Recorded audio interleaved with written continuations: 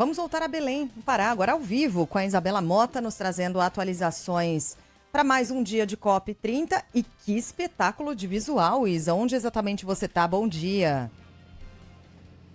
Oi, Sheila. Bom dia para você, para o Megali, para os nossos ouvintes. Eu estou na Estação das Docas, ponto turístico da cidade, na beira do rio Guamá, o rio que banha Belém. Essa aqui é a nossa rua. Então, vários barquinhos vão passando por trás de mim, se locomovendo ao longo do dia aqui em Belém, também atravessando do outro lado.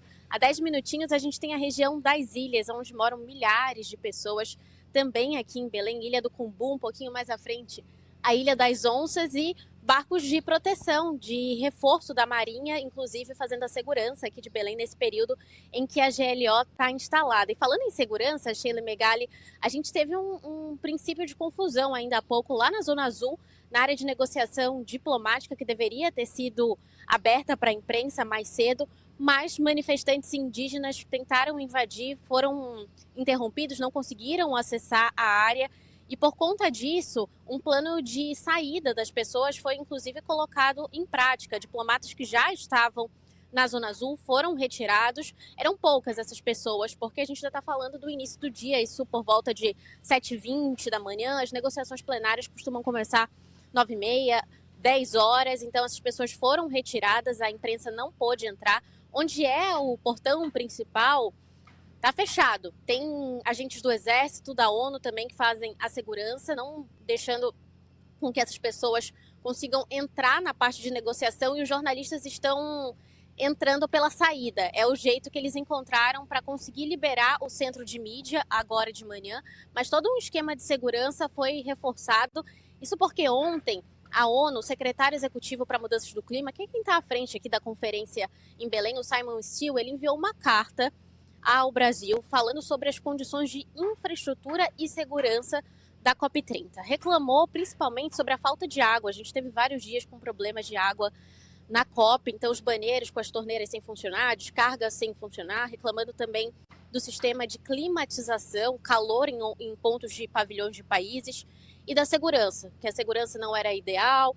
Falou sobre aquele incidente que a gente teve no início da semana, também com manifestantes indígenas que acabaram deixando 2 seguranças feridos quando conseguiram, aí sim, diferente de hoje, conseguiram entrar. Então essa carta foi enviada ontem. A Casa Civil, em uma nota, disse que conversa diariamente com a Organização das Nações Unidas para melhorar o trâmite, e hoje, desde o início do dia, a gente já via esse esquema de segurança na prática. Então, uma espécie de cordão humano, e foi pelo menos o suficiente para conseguir segurar, por enquanto, esses manifestantes que estão lá na frente da Zona Azul da COP30. Nesse dia de negociações, o que a gente tem de importante? É um dia temático pautado na energia renovável e também na mobilidade, na questão de cidades como um todo, né? Como a gente está utilizando a nossa energia dentro dos grandes centros urbanos. Ontem a gente teve duas ações muito importantes. O Fundo Amazônia, que recebeu um aporte da União Europeia, que esse aporte, gente, já havia sido falado há algum tempo.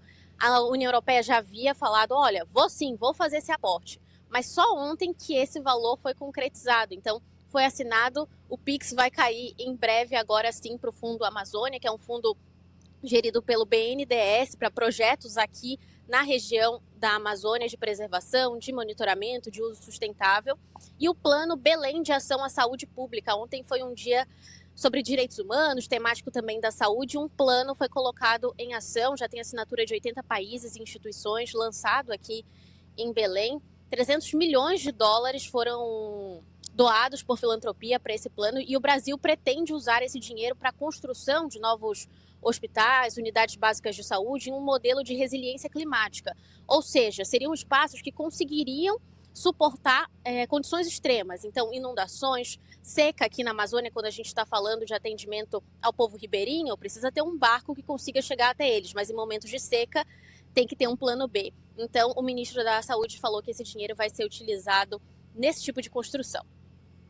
Bom, quanto ao momento de tensão hoje, se o estrangeiro que veio ao Brasil em busca de uma experiência exótica dos trópicos encontrou, né? O cara vai voltar para casa falando que teve que fugir de um ataque indígena. Uhum. Isa, Você tá num lugar aí que dá pra perder uma tardezinha, hein? Pô, Rapaz, umas que mesinhas gostoso. ali na Nossa. beira do rio, aquela cadeira trançada, sabe? Aquela confortável. Que delícia. Pô, tá carinha de comer um caranguejo aí, um Aqui peixe. é um polo cultural e gastronômico, Megali, Sheila. Cada espaço desse, de vidro, nossos ouvintes depois eu convido a entrarem na nossa live para acompanhar. É um restaurante. Então tem cervejaria, tem Nossa. também o polo de arte, que tem as exposições. Então você Que pode aproveitar o dia delicinha. inteiro aqui. Antigamente não tinham essas mesas que vocês conseguem enxergar como se fosse numa ruazinha. Elas ficavam só na sacada, mas tá bombando tanto durante esse período de COP que eles precisaram expandir aqui as mesas da Estação das Docas. Você que não tá vendo não tem noção de como tá gostoso isso aí. E como deve ficar gostoso isso aí no fim da tarde. Música de hoje? Hoje estamos E musicais. qual é essa musiquinha nesse visual, É então? bem baixinho. Olha lá. E pra que tu foi plantada Oh, delícia. pra invadir a nossa mesa. Pedido de ouvinte, hein, Isa? Tivemos. Pedido de ouvinte, ele mandou pra gente falando, é o Sérgio, nosso ouvinte, sobre essa música do mestre Nilson Chaves, que é uma delícia também, combina demais aqui com a Estação das Docas, com esse clima do Rio Guamá, o vento batendo, dá pra aproveitar uma tarde ensolarada. Sabor de açaí.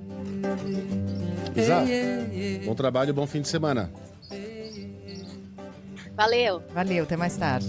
És a planta que alimenta a paixão do nosso povo. Macho, fêmea das torceiras, onde Oxóssi faz seu posto.